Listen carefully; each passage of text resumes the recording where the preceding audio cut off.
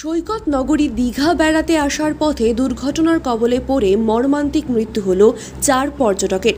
ঘটনাস্থলে ওই পর্যটক 4 জনের মৃত্যু হয়। মর্মান্তিক দুর্ঘটনাটি ঘটেছে বৃহস্পতিবার সকাল 7টা নাগাদ দীঘা নন্দনকুমার 116B জাতীয় সড়কে মারিসদা ডাইসাই বাস স্ট্যান্ড সংলগ্ন এলাকায়। যদিও পর্যটকদের এখনো পর্যন্ত কোনো পরিচয় জানা যায়নি। পরিচয় উদ্ধার করতে তদন্ত শুরু করেছে পুলিশ। পুলিশ সূত্রে খবর, কাঁথি থেকে একটি বেসরকারি বাস কলকাতার উদ্দেশ্যে রওনা দিয়েছিল।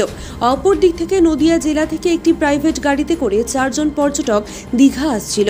দীঘা নন্দনকুমার 116B জাতীয় সড়কে মারিসদা ডাইসাই বাস স্ট্যান্ডের কাছে এলে যাত্রীবাহী বাস ও প্রাইভেট গাড়ির মুখোমুখি সংঘর্ষ হয়।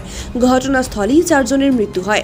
মারিসদা থানার পুলিশ 4 জনের মৃতদেহ উদ্ধার করে ময়নাতদন্তের জন্য কাঁথি হাসপাতালে পাঠিয়েছেন। মারিসদা থানার ওসি প্রলয় চন্দ্র বলেন, দ্রুত গতিতে থাকার কারণে এমন দুর্ঘটনা বলে অনুমান করছি। পরিচয় উদ্ধার করতে তদন্ত শুরু করা হয়েছে।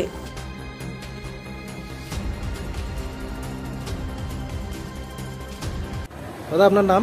ঝাড়েশ্বর বেরা। আজকে যে অ্যাক্সিডেন্টটা হয়েছে, কি দেখেছেন, কি বলবেন? আমরা এই রাস্তার পাশেই ছিলাম, যা দেখলাম একটা মারুতি গাড়ি, পর্যটকের গাড়ি দীঘার দিকে যাচ্ছিল, আর অপোজিট দিক থেকে একটা দীঘা হাওড়া শিবশক্তি নামে একটা বাস হাওড়ার দিকে যাচ্ছিল। পর্যটকের গাড়িটা নিয়ন্ত্রণ হারিয়ে ওই যে বাস যাচ্ছিল সেই বাসের তলায় ঢুকে যায়। তাতে পর্যটক প্রায় 4-5 জন ছিল, খুব গুরুতর আহত। এই স্পটেই মারা গেছে 2 জন।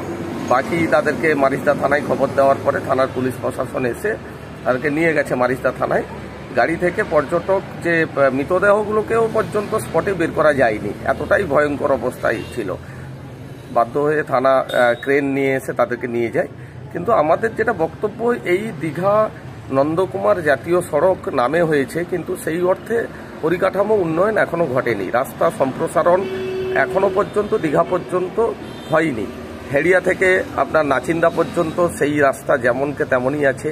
এদিকে আবার কাঁথি থেকে দীঘা পর্যন্ত পিছাবনির পথ থেকে রাস্তা সম্প্রসারিত হয়নি। ফলে প্রতিদিনই প্রায় এই ধরনের দুর্ঘটনা লেগেই আছে। আমরা সাধারণ মানুষ হিসাবে চাই যে দুর্ঘটনা তাকে এড়ানোর জন্য রাস্তা সম্প্রসারণ যেভাবে সর্বত্র হয়েছে, বিশেষ করে প্রয়োজনে এটা পর্যটক কেন্দ্র যেহেতু, তাই ওয়ান ওয়ে রাস্তা করা খুবই জরুরি। এটা রাজ্য সরকার বা কেন্দ্র সরকারের এই ব্যাপারে দৃষ্টি আকর্ষণ করছি আমরা। কোথা থেকে গাড়িটা এসেছিল কিছু জানতে পারা গেছে? নদিয়া থেকে এসেছিল বলে যা পুলিশ সূত্রে জেনেছি আমরা এইখানে স্পটে থেকে।